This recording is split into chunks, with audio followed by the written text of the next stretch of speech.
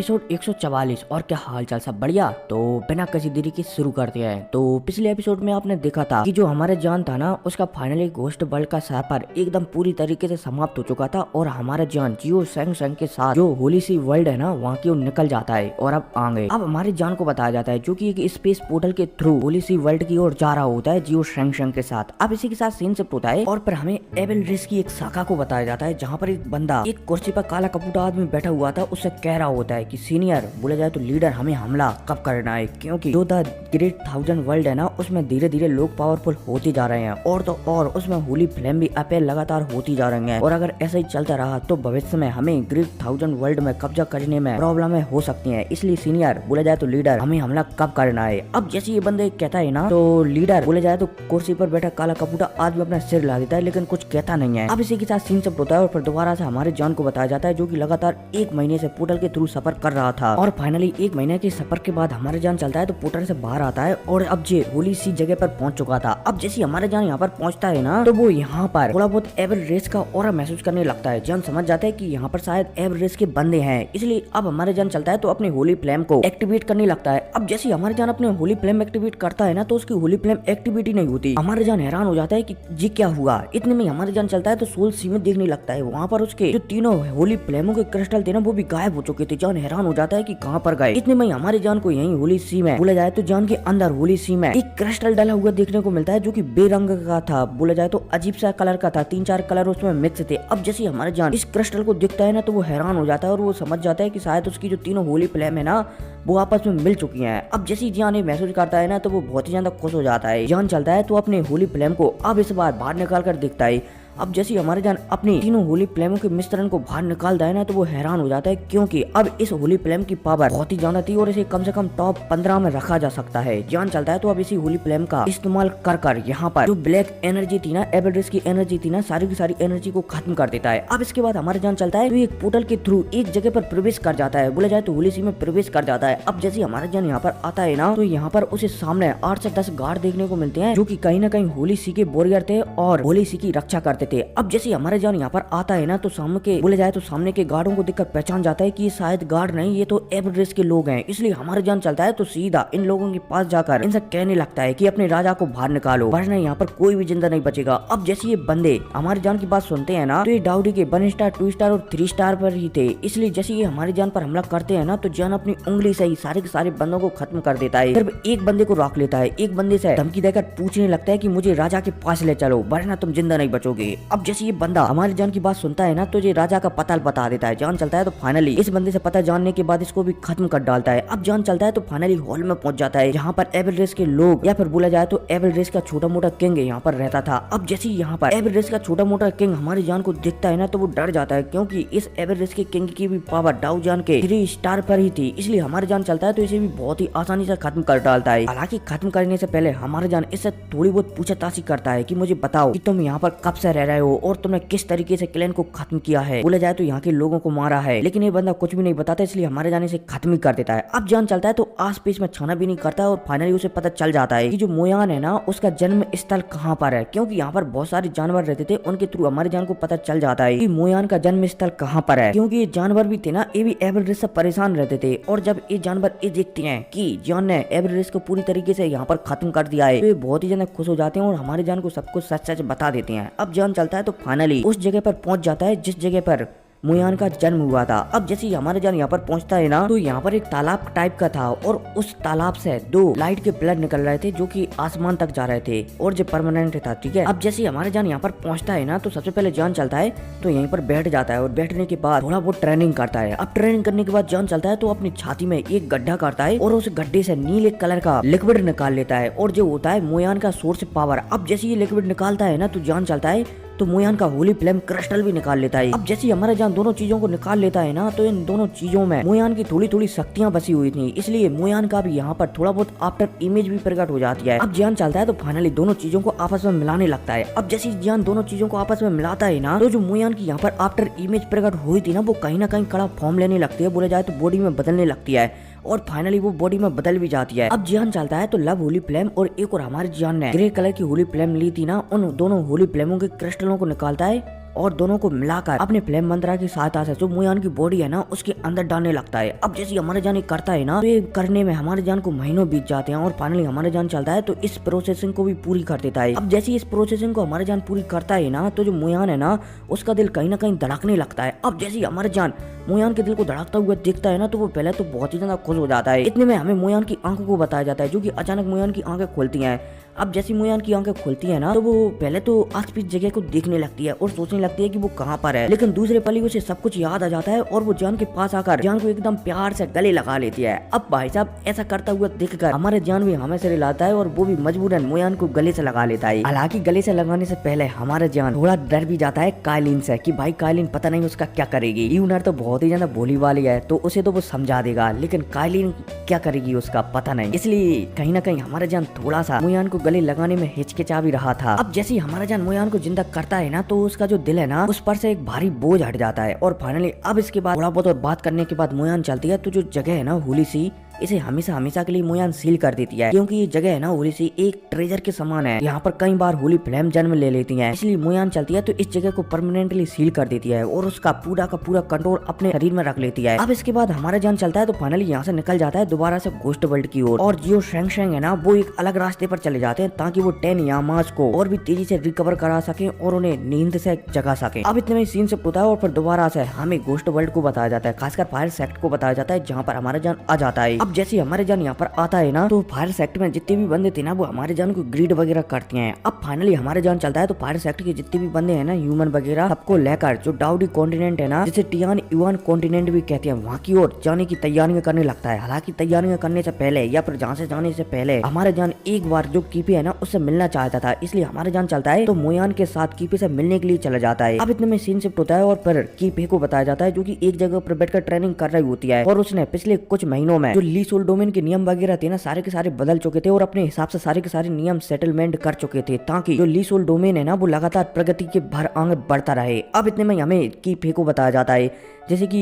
एक बंदा आकर कहता है कि आपसे मिस्टर जान और उनकी वाइफ मिलने के लिए आई हैं। अब जैसे कीपे सामने वाले बंदे की बात सुनती है ना, तो वो हमें से रिला देती है और कह देती है कि उन्हें अंदर भेज दो। अब इतने में हमारे जान को बताया जाता है जो कि यहाँ पर आ चुका था। अब जैसे हमारे जान यहाँ पर आता है ना, तो एक पल के लिए तो वो कीपे को देखकर प्रसन्न हो जाता है, लेकिन दूसरे पल वो थोड़ा सा उदास हो जाता है। अब इतने में हमें कीपे को भी बताया जाता है जो कि जान को देखकर थोड़ा सा एक्साइटेड हो जाती है, लेकिन इतने में जब वो जान के पास में मोयान को देखती है ना, तो वो थोड़ी सी उदास हो जाती है। अब इतने में कीपे चलती है तो चेहरे पर प्रसन्नता लाकर जान से कहने लगती है कि क्या तुम आज ही घोस्ट वर्ल्ड को छोड़कर जा रहे हो। हमारे जान चलता है तो हमें से रिला देता है कि हाँ मुझे बहुत सारे काम है इसलिए मुझे आज जाना पड़ेगा। कीपे चलती है तो कहने लगते है कि सच में तुम्हारी वाइफ बहुत ही ज्यादा सुंदर है। मोयान चलती है तो कीपी की बातों को सुनकर मुस्कुराने लगती है। हालांकि उसे कीपे के बातों में थोड़ी सी जलन भी महसूस हो रही थी, लेकिन फिर मोयान भी कुछ भी नहीं कर सकती थी क्योंकि वो अपनी चीजें किसी से बांट नहीं सकती थी। इसलिए मोयान मुस्कुराते हुए इस बात को दरकिनार मतलब कि साइड में रख देती है। अब इनके बीच यहाँ पर थोड़ी बहुत और बातें होती हैं कि वो किस तरीके से मिले थे, किस तरीके से उन्होंने अपना समय व्यतीत किया था, और इसके बाद फिर हमारा जान चलता है तो फाइनली कीपे को अलविदा कहकर यहाँ से चला जाता है। अब जान चलता है तो दोबारा से फायर सेक्टर में वापस आता है और यहाँ पर एकेडमी की बुद्धि की मदद से एक पोर्टल ओपन करता है और फायर सेक्ट के सभी मेंबरों को लेकर जो टियान युआन वर्ल्ड है ना वहाँ की ओर निकल जाता है। और फाइनली यहीं पर समाप्त हो चुका घोस्ट वर्ल्ड का सफर और अब शुरू होगा फैन कॉन्टिनेंट का सफर शुरू। उम्मीद है समझ गए होंगे, आगे बढ़ते हैं। जान चलता है तो फाइनली घोस्ट वर्ल्ड से हजारों लोगों को लेकर निकल जाता है। अब इतने में हमें यहीं पर घोस्ट वर्ल्ड में ली सोल डोमेन को बताया जाता है जहाँ पर कीपे जान को जाता हुआ दिख रही होती है और हल्की सी उदास हो रही होती है। साथ ही साथ ये भी कह रही होती है कि जान तुम्हारा साथ कोई दे या ना दे, लेकिन भविष्य में मैं तुम्हारा साथ पक्का दूंगी। अब यह कहते ही सीन शिफ्ट होता है और फिर हमें एबल रेस को बताया जाता है जहाँ पर एक लड़की एक सिंहासन पर बैठी हुई थी और एक बंदा उसे आकर बता रहा था कि एबल प्रिंसेस जो ली सोल डोमेन का लीडर है ना ली हून, उसे कैद कर लिया गया है और वहाँ पर ली हून को मारने के लिए हमारी प्रिंसेस लाइटनिंग प्रिंसेस गई थी ना, उन्हें भी हम बचाकर वापस ले आए हैं और फिलहाल के लिए वो हमारे एबल रेस में गुलाम बनकर रह रही है क्योंकि उन्होंने हमारे एबल रेस के साथ धोखा कर दिया था। अब जैसी ये एबल प्रिंसेस सामने वाले बंदे की बात सुनती है ना, तो कहने लगती है कि ये सब किसकी वजह से हुआ। ये बंदा चलता है तो कहने लगता है कि कोई जान नाम का लड़का है, उसने ही ये सब किया है। अब जैसे ये एबल प्रिंसेस ये सुनती है ना, तो ये गुस्सा हो जाती है कि क्या वो जान नाम का लड़का इतना ज्यादा पावरफुल हो गया। खैर कोई नहीं, मैं जानती हूँ उसके बारे में। अब मैं बता दूं, ये एबल प्रिंसेस वही है जो कि सोल लॉर्ड से बचकर भाग गई थी, ठीक है। अब ये एबल प्रिंसेस चलती है तो कहने लगती है कि मैंने सुना है कि जो जुआनलिन कॉन्टिनेंट है ना, वहाँ पर फेंजियन पवेलियन है ना, इसके अलावा वहाँ पर जो स्नेक मेडुसा ट्राइब रहती है ना, उससे उस जान का बहुत ही खास संबंध है। तो जाओ जाकर पूरे के पूरे जुआनलिन कॉन्टिनेंट को तबाह कर दो। अब जैसी एबल प्रिंसेस ये कहती है ना, तो कुछ लोग जुआनलिन कॉन्टिनेंट की ओर निकल जाते हैं। अब इतने में सीन शिफ्ट होता है और पर हमें जुआनलिन कॉन्टिनेंट को बताया जाता है, जहाँ पर जो एबल रेस के प्रिंसेस के गार्ड थे ना, एबल प्रिंसेस के गार्ड थे ना, वो यहाँ पर आ चुके थे और जो जुआनलिन फैमिली पहले रहती थी ना, वहाँ पर हमला कर रहे थे, लगे तेरी और यहाँ पर सब कुछ तहस नहस कर रहे थे। अब इतने में हमें एक बंदे को बताया जाता है और इस बंदे का नाम होता है वू टियान युन, और ये जो हमारी कालीन है ना, उसका एक गार्ड होता है। अब ये बंदा चलता है तो ये भी जो एबल रेस के यहाँ पर बंदा हमला करने के लिए आ रहे थे ना, उनसे लड़ रहा होता है, लगे तेरी। लेकिन कहीं ना कहीं इस बंदे को सामने वाले बंदे से निपटने में बहुत ही ज्यादा प्रॉब्लम हो रही होती है, क्योंकि सामने वाला बंदा बहुत ही ज्यादा पावरफुल था। वो डाउजियान के 4 स्टार के मीडियम लेवल पर था और वू टियान युन डाउजियान के 3 स्टार के हाई लेवल पर था। इसलिए कहीं ना कहीं उसे सामने वाले एबल रेस के बंदे से लड़ने में बहुत ही ज्यादा प्रॉब्लम हो रही होती है। और फाइनली ये एबल रेस का बंदा चलता है तो वू टियान युन में एक मुक्का जड़ देता है, जिस वजह से वो पीछे फेंकता हुआ चला जाता है। अब इतने में एबल रेस का बंदा चलता है तो वू टियान युन से कहने लगता है कि मैं पूरे के पूरे जुआनलिन वर्ल्ड को खत्म कर डालूंगा। इतने में इस एबल रेस के बंदे की नजर सामने एक स्टैचू लगा हुआ था, उस पर पड़ जाती है। अब जैसे ये स्टैचू को दिखता है ना, तो इस स्टैचू को देखकर पहचान जाता है कि ये तो जान का है। ये बंदा चलता है तो कहने लगता है कि ये स्टैचू भला यहाँ पर क्या कर रहा है, इसे भी मैं नष्ट कर देता हूँ। अब एबल रेस का बंदा चलता है तो स्टैचू पर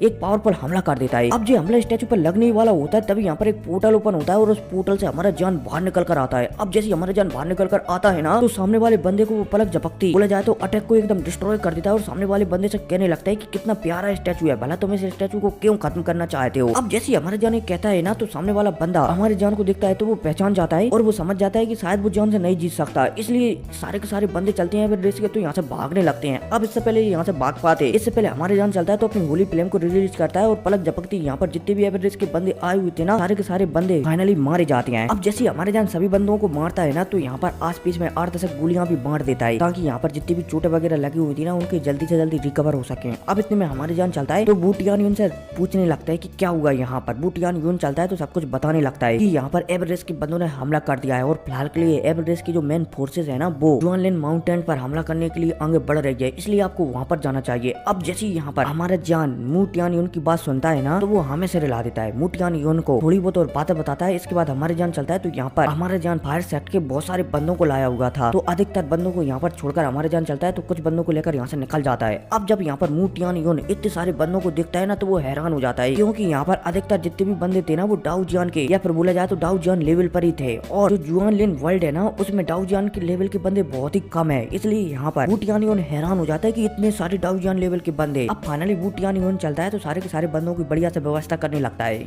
अब इतने में सीन शिफ्ट होता है और पर हमें जुआनलिन माउंटेन को बताया जाता है, जहाँ पर एक बहुत बड़े हॉल में बहुत सारे बंदे बैठे हुए थे। इनमें कालीन, फेंजियन पवेलियन का leader Tian Fan, elder Judao, elder Sifu, green fruit, Mu Jinglan, मतलब कि बहुत से पावरफुल वॉरियर बैठे हुए थे। हमारी कालीन को भी बताया जाता है, जो कि एक सबसे बड़ी चेयर पर बैठी हुई थी और ऐसा लग रहा था कि मानो फिलहाल के लिए जो जुआनलिन कॉन्टिनेंट है ना, सारे के सारे कॉन्टिनेंट को कालीन ही रूल कर रही हो। अब जैसे यहाँ पर कालीन को बताया जाता है ना, तो उसकी पावर को भी बताया जाता है कि कालीन डाउजियान के 5 स्टार पर पहुंच चुकी है, और वो जो फेंजियन पवेलियन का लीडर फैन टियान था ना, वो डाउजियान के 4 स्टार के हाई लेवल पर पहुंच चुका है, और 1 कदम और 5 स्टार। अब जैसे यहाँ पर हमें इस हॉल का सीन बताया जाता है ना, तो हमें फैन टियान को बताया जाता है, जो कि कालीन को देखकर कह रहा होता है कि क्या लेडी आप डाउजियान के 5 स्टार पर पहुंच चुकी है। कालीन चलती है तो हमें से रिला देते कि हाँ, मैं कुछ दिनों पहले ही पहुंची हूँ। अब यहाँ पर इनके बीच बातचीत होने लगती है। कालीन चलती है तो कहने लगती है कि भला एवरेस्ट के बंदे हम पर हमला क्यों कर रहे हैं। वहाँ के बंदे चलते हैं तो कहने लगते हैं कि पता नहीं, शायद उनकी हमसे कोई पुरानी दुश्मनी होगी, इसलिए वो हमला कर रहे हैं। अब इतने में हमें जो जुआनलिन माउंटेन है ना, उसके बाहर का सीन बताया जाता है, जहाँ पर एक पावरफुल सील चढ़ी हुई थी और कालीन ने ये सील को चढ़ाया हुआ था, और तो और कालीन में इस सील में अपनी ब्लड लाइन का भी इस्तेमाल किया था, इसलिए ये सील बहुत ही ज्यादा पावरफुल थी। इसलिए ये अभी तक एवरेस्ट के जो बंदे आए हुए थे ना, वो इस सील को तोड़ नहीं पाए थे। अब फाइनली हमें एबल प्रिंसेस को बताया जाता है। जैसे एबल प्रिंसेस यहाँ पर आती है ना, और वो ये देखती है कि उसके सारे वॉरियर इस सील को तोड़ नहीं पा रहे हैं, तो वो थोड़ी सी गुस्सा हो जाती है। एबल प्रिंसेस चलती है तो यहाँ पर एक पावरफुल हमला करती है और पलक झपकती जो सील है ना, वो